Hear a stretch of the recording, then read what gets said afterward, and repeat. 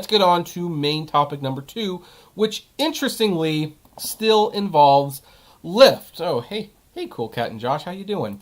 So, Lyft and Uber, both the companies, have been caught in a little bit of controversy since last year, maybe even a year before, when it comes to people with disabilities. Now then, I have spoken about this. I am, for the record, legally disabled, so this gives me a unique, maybe not a unique perspective, but maybe a little bit more of an authoritative perspective.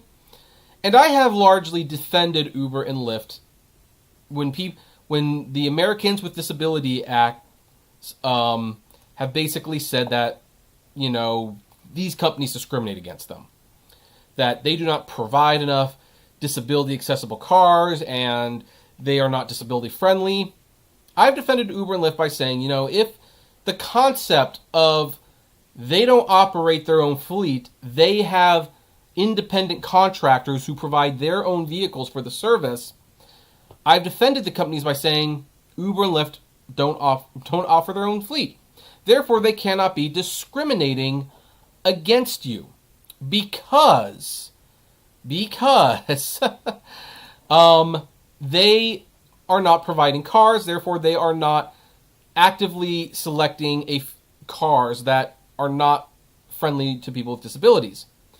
Drivers can, in fact, upgrade their cars to be disability friendly, but they don't get paid any extra money, and those cars are more expensive to operate, not to mention there's a huge upfront cost to converting the vehicles. So I've always defended them. I have always defended them in this. However, apparently Lyft is going to pay a fine for this. So this is an interesting story. Let's look at this. Lyft has agreed to pay the U.S. government $40,000 over claims that its drivers discriminate against people in wheelchairs. The complaint was brought by the U.S. Department of Justice, which said the ride-hailing company violated the Americans with Disabilities Act, a federal law, I don't know why that keeps popping up, that protects people with disabilities. Lyft also paid damages to 4 people with disabilities who say they were discriminated against. The Justice Department began its investigation into Lyft after a Los Angeles-based man who uses a foldable wheelchair filed at least 12 complaints against the company. He said he was routinely refused rides or treated rudely because of his wheelchair. Several other lawsuits have been filed against Lyft over allegation that it discriminates against people with disabilities. The claims in those suits include people alleging Lyft doesn't provide enough wheelchair-accessible vehicles and doesn't adequately train its drivers about the ADA. Uber has also been sued by disability groups under similar allegations. So, here's basically what's happening.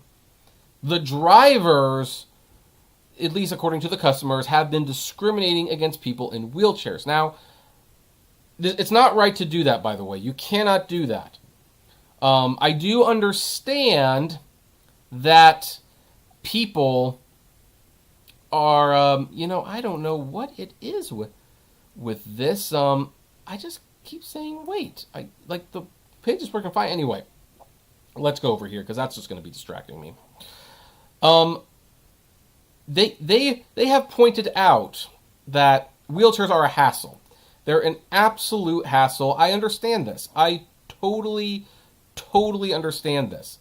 You can't be discriminating.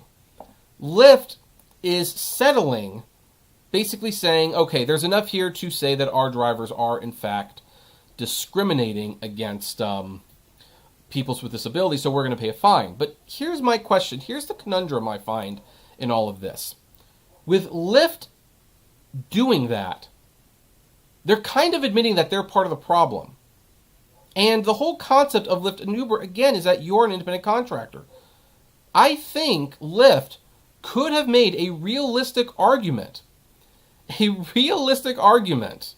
that, hey, we provide the platform, we don't provide the cars, the drivers are not employees, they are their own business, like we've been saying for years. And as their own business, if they discriminate against you, you need to sue them, not us. Of course, on the other hand, Lyft and Uber does not provide information for customers to sue the drivers. So then it kind of falls back on them again. It's an interesting dilemma that Lyft has found themselves in, and I kind of wonder what this settlement might mean. Because now Lyft has kind of, like I said, in a roundabout way admit that they're part of this problem. And I kind of wonder if that's not going to come back to bite them should the Americans Americans Disabilities Association decide to go after them again, saying like, hey, you kind of admitted to this the first time. Maybe you'll admit it again. I don't know.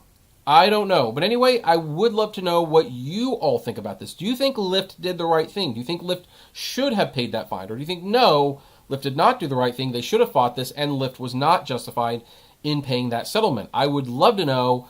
Comment below, like, favorite, share, subscribe, and as always, flame responsibly.